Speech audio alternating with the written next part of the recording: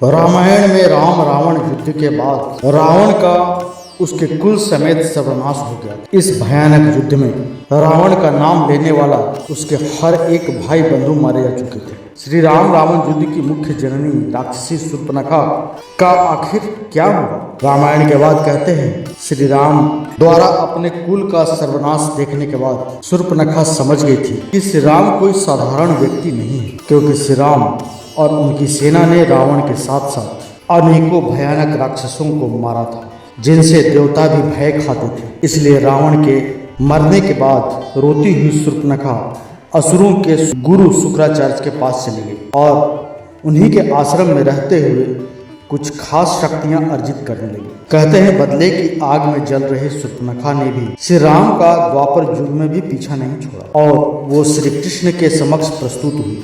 इसके बाद जो हुआ उसकी आप कल्पना भी नहीं कर सकते। तो पूरी कहानी जानने के लिए इस वीडियो को अंत तक जरूर देखिएगा। लेकिन वीडियो शुरू करने से पहले हमारे चैनल को सब्सक्राइब अवश्य करें, साथ ही बेल आइकन जरूर दबाएं। साथ ही साथ कमेंट बॉक्स में जय श्री कृष्ण लिखना न भूलें। वास्तव में शूर्पणखा की कहानी वज्रा नामक ऋषि से जुड़ी हुई है। प्राचीन काल में वज्रा नामक एक बड़े ही महान संत हुए, जो अपनी प्रचंड ध्यान साधना के लिए पृथ्वी से बाहर भी विख्यात थे। एक बार ऐसे ही वज्रा ऋषि अपनी अडिग तपस्या में लीन थे और उनकी इस अखंड साधना से देवराज इंद्र को जलन हुई। इंद्र को लगा ऋषि अपनी साधना के बल पर देवताओं को परास्त कर इंद्रलोक पर कब्जा करना चाहते, इसलिए इंद्रदेव ने नयनतारा नामक एक अप्सरा को वज्रा ऋषि के पास भेज दिया। नयनतारा स्वर्ग लोक की सबसे सुंदर अप्सराओं में से एक थी, जिसको देखकर अच्छे अच्छे लोगों का ध्यान भंग हो जाता था। इसलिए इंद्रदेव की कोशिश पर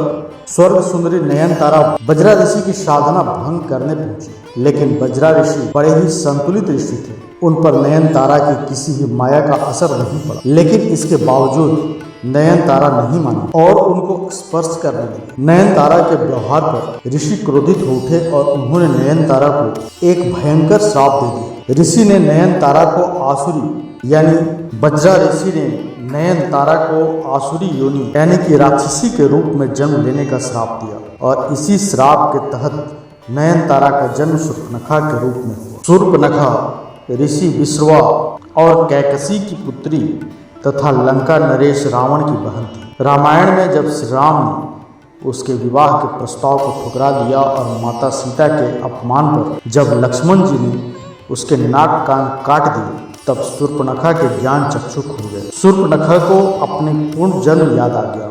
वो समझ गई कि श्री हरि ने लीला के तहत राम के रूप में अवतार लिया, इसलिए वो श्री राम के इस अभियान में उनकी सहायिका बन गई। शूर्पणखा ने खरदूषण और रावण समेत उसके पूरे राक्षस वंश का अंत करवा दिया। लंका में सिर्फ विभीषण जैसे धार्मिक और राम भक्त राक्षस बचे। कहते हैं रावण और उसके राक्षसों के खात्मे के बाद शूर्पणखा ने लंका को छोड़ दिया और प्रभु भक्ति में लीन हो गई। प्रभु प्राप्ति की उचित प्रक्रिया अपनाने के लिए वो पुष्कर जी में चली गई और जल में खड़ी होकर भगवान शिव का ध्यान करने लगी। यह भी कहा जाता है कि रावण का वध होने के बाद शूर्पणखा दैत्य गुरु शुक्राचार्य के पास चली गई और जंगल में उनके आश्रम में रहने लगी थी। लेकिन शूर्पणखा की कहानी सिर्फ यहीं खत्म नहीं होती है, क्योंकि अभी उसे भगवान श्री कृष्ण से भी मिलना था। रावण के वध के बाद शूर्पणखा शिव भक्ति में लीन हो गई और उसकी वर्षों की तपस्या के बाद साक्षात शिव जी ने उसे आशीर्वाद दिया।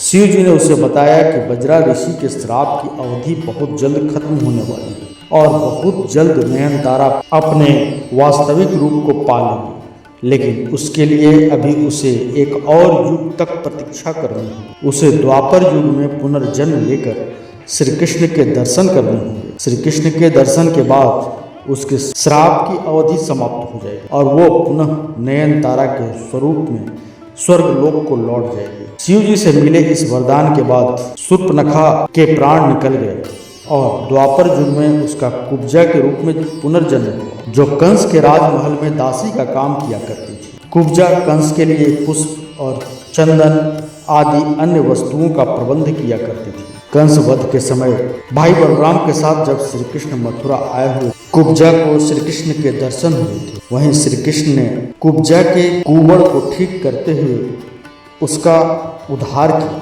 और वो नयनतारा के रूप में पुनः अपने धाम को लौट गई। इस प्रकार अप्सरा नयनतारा ने 2 जन्म लेकर ऋषि वज्रा के श्राप से मुक्ति पाई।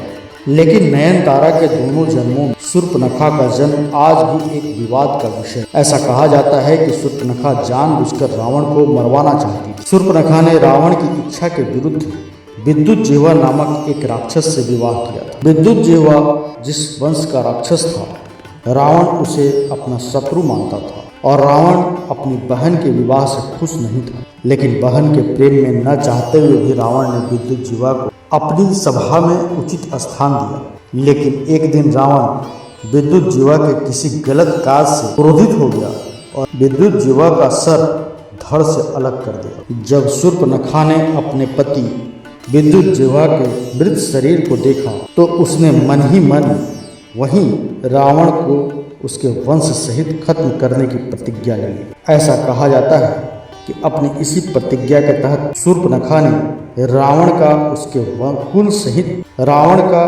कुल सहित सर्वनाश करवा दिया। आप अपने विचार हमें कमेंट बॉक्स में जरूर बताइएगा और वीडियो अच्छी लगे तो इसे लाइक कीजिएगा, शेयर कीजिएगा, चैनल को सब्सक्राइब कीजिएगा, साथ ही साथ बेल आइकन जरूर दबाइएगा। मिलते हैं अगले वीडियो में एक नई खास जानकारी के साथ। तब तक के लिए धन्यवाद।